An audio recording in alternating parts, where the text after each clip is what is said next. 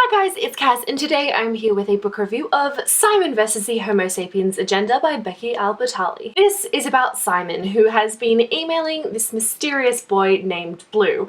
By mysterious, I mean that he doesn't actually know the identity of Blue, and again, Blue doesn't actually know that Simon is the one who is emailing him, but the two of them do go to the same school. But even still, they develop this kind of friendship type thing via email, and when Simon one day forgets to log out of his emails on one of the school computers, they fall into the wrong hands, and Simon finds himself being blackmailed. I'm so happy that I ended up reading this book. I was pleasantly surprised by it. I wasn't really sure what to expect going into the book. I didn't really know much about it, and the synopsis itself, the fact that Simon's being blackmailed, it kind of leads you to believe that it's going to be a little more serious in tone, but it's not. This book is really lighthearted and fun. We have our main character Simon, who is just so realistic and relatable. He definitely had his flaws, but I loved his personality. He's such an authentic character, and he had a really authentic voice as well, particularly in the high school setting, which was another thing that I thought was also really realistic in its portrayal. The setting itself, the dynamic between a variety of characters, it was really realistic. But yeah, I thought that Simon had a really strong narrative voice. You really get a sense of who he is and his personality, his wit, his humor. I also really like that we get to see Simon grow quite a lot through this story, because the plot itself does have a lot of focus on Simon coming to terms with who he is, his identity. So I love that we did get to see a lot of Simon's everyday life happening, things like that.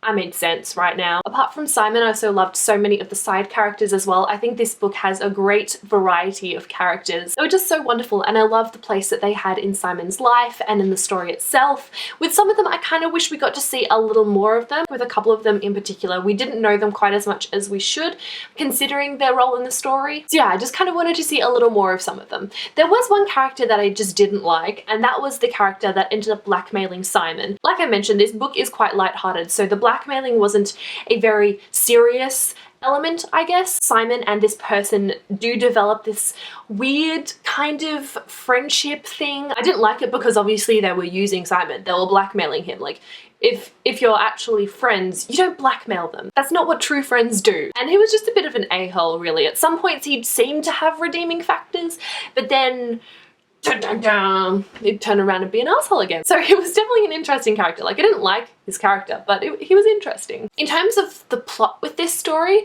there's obviously the element of mystery behind who this Blue person is, what his real identity is. Then also Simon struggles with his sexuality, his identity, and the whole blackmailing situation. Those threads were the only things kind of going throughout the entire story. So there was a lot of extra little fun things here and there.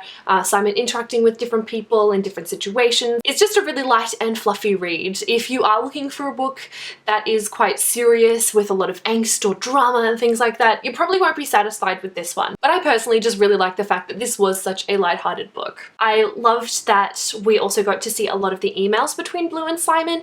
They were scattered throughout the entire book. And you know what? I actually did not guess who Blue was. When the reveal came about, I was pleasantly surprised. I didn't find it as a huge shock, like, oh my gosh, I can't believe it's that person, like, no way. I just mustn't have picked up on the clues, I guess. So I thought it was quite nice to read this book and not predict the reveal twist thing at the end. I'm not sure if it is a really easy thing to predict, but I just didn't really make the connection, I guess. I also really like the fact that this book addresses quite a few important themes, not only sexuality and identity, but gender and race as well. There were quite a few interesting quotes in this book that really stood out to me. Those quotes in particular that talk about how there shouldn't be a default sexuality. Like, you shouldn't have to come out as anything other than being heterosexual. Those people who associate themselves as LGBTQ+, they should be on the exact same playing field as those who are straight. Basically, if you are straight, you should still have to come out as being straight. There shouldn't even be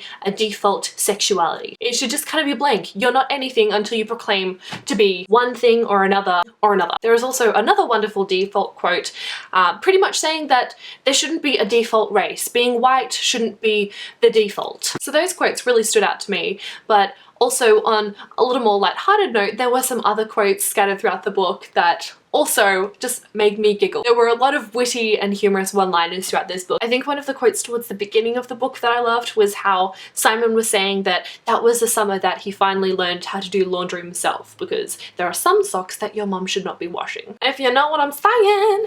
Tee-hee-hee. A little inappropriate, but I giggled. Also, Oreos. Simon has an obsession with Oreos. He sends us one email to Blue that is just talking about Oreos. Basically, lunch should be Oreo pizza with an Oreo milkshake and a couple of those Oreo truffles my mum makes. Dinner is deep fried Oreo served on top of Oreo ice cream. And for a drink, it's Oreos dissolved in milk. No water, only Oreo milk. Dessert can be Oreo straight up. Sound reasonable? It does to me. Oh my gosh, Oreos.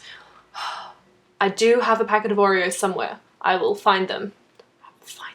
Overall, I thoroughly enjoyed this book, and I would definitely recommend it to everybody, especially if you are looking to read some more diverse books, or in particular if you are looking for books that do have LGBTQ+ elements, then I'd suggest giving this one a try. I ended up giving this one a 4.5 out of 5 stars. So those are my thoughts on Simon versus the Homo Sapiens Agenda. I hope you guys enjoyed this review. If you've read the book, I would love to hear your thoughts about it. And please try and avoid any spoilers. If you do feel the urge to spoil anything, please make it very obvious that your comment contains spoilers. I don't want anyone to be spoiled on this book, especially since this is supposed to be a spoiler-free review. How many times can you say spoiler? That's it. Thank you guys so much for watching, and I'll see you very soon with a new video.